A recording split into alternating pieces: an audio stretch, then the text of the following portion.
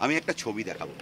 সহায় সম্বল সমস্ত কিছু ভেসে গিয়েছে, যেটুকু আছে বইপত্র, যারা ঘরে পড়াশোনা করেন, সমগ্র বাংলা সাহিত্যের পরিচয়, ভূগোল, বিভিন্ন বই খাতা এভাবেই কার্যত নষ্ট হয়ে গিয়েছে, যা এখন শুকিয়ে কিছুটা যদি ঠিক করে ফের পড়াশোনা চালু করা যায়। প্রত্যেকটা বইয়ের ওপর পলি পড়ে রয়েছে, যে পলি মাটি, জল বাড়িতে বাড়িতে ঢুকে এই চরের থাকা বাড়িগুলোতে কার্যত ব্যাপক ক্ষয়ক্ষতি করেছে। কিনেছিলেন কবে? জমিন আজকে 3 বছর 4 বছর। কত টাকা দিয়ে কিনেছিলেন? 1,20,000। কোথায় জমি দিয়েছিল? একদম ওই নদীর টাওয়ারে। কারা জমি বেচেছিল? মনসাধু। পার্টি করে?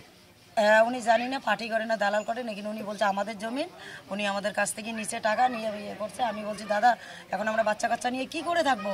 এই বাচ্চা ওই দিন ছিল বানের মধ্যে, সবাই টাকাও গেছে, ঘরও গেছে। হ্যাঁ, সবই গেছে, কিন্তু এই বাচ্চাটা ওই দিন ছিল, কেউ আমাদেরকে বাঁচাইতে জানি। ওনার তো বলার দরকার ছিল কি করে একটা ফ্যামিলি থাকে, শিশু বাচ্চা থাকে, তাদেরকে আমরা নিয়ে আসি, কিন্তু আমাদেরকে বাসায় এক ওই ওপরওয়ালা, তাছাড়া কেউ ছিল না। একটা পাখিও ডাক দিয়ে পাইনি। টাকা কত দিয়েছিলেন? 1,20,000। কতটা জমি দিয়েছে? 2 কাঠা। তো নদীর চরে? हाँ, नदी चढ़ दिया। কারা নিল টাকা? इधर का ओवर ब्रिज का आदमी। পার্টি করে? हाँ, কোন পার্টি? का पता कौन पार्टी TNC? का? हाँ, কোন পার্টি? टीएमसी ना, पंचायत पंचायत। পঞ্চায়েত? পঞ্চায়েতই টাকা নিয়েছিল? हाँ, पंचायती ली। উনি পঞ্চায়েত মেম্বার? হ্যাঁ। কি নাম? मुंशी।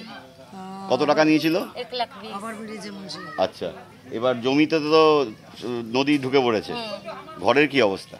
घर का पूरा अवस्था, दाना पानी सब दह गया, माल रहा वो दह गया, सब कादो उदो सब से तो पा गया। खाने का इतना व्यवस्था नहीं है। हम लोग को एगो बांध दे, एगो हम लोग को पट्टा दे दे, और कुछ ना हमको चाहिए। हमको यही दोनों चाहिए। এখন তো টাকা ঘর সবই গেল। हाँ, बाल बच्चा लेके खोपड़ी में या बना के रहे। गरीब आदमी आके यहाँ बस गया, भाड़ा घर में रह के यहाँ। আপনার টাকা কি ওই তৃণমূলের নেতারাই আমার তো নিয়েছিল? ছেলেও নেই, আল্লাহ না তো উনি নিছে, মনসাধু যে ওই নিছে। আমার তো ছেলে টেলে কেউ নেই। আমি আজকে 4-5 দিন ধরে এখানেই ঘুরতেছি, খাচ্ছি।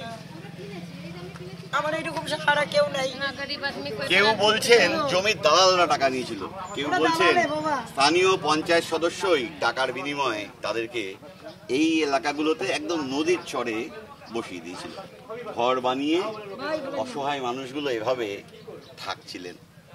যখন দুর্যোগ এসেছে তখন মহানন্দা ফুঁসে উঠে সবচেয়ে ক্ষতির মুখে ফেলেছে এই গরিব মানুষগুলোকে। তিল তিল করে জমানো টাকা দিয়ে কেনা জমি, সেই জমি যেমন মহানন্দা গিলে নিয়েছে, টাকা এবং ঘরের সমস্ত সম্পত্তি যা কিছু ছিল সেগুলিও খড়কুটোর মতো ভেসে গিয়েছে। আর এই বিপদের দিনে দাঁড়িয়ে যারা টাকা নিয়েছিলেন তারা অবশ্য চোখ উল্টে দিয়েছেন, কেউ খাবারের জন্য, কেউ বা থাকার সামান্য একটু জায়গার জন্য এভাবে লম্বা লাইনে দাঁড়িয়ে অপেক্ষা করছেন যদি কিছু মেলে। আর সংবাদ মাধ্যমের ক্যামেরা দেখলে কাঁদতে কাঁদতে তারা বলছেন কিছু একটা করুন, একটু পাট্টা চাই, জমি পেলে আর এভাবে এই অবস্থার মধ্যে আগামী দিনে অন্তত বাঁচতে হবে না। ক্যামেরা দীপায়নের সঙ্গে প্রসেনজিৎ, TV9 বাংলা, পোড়াঝাড়।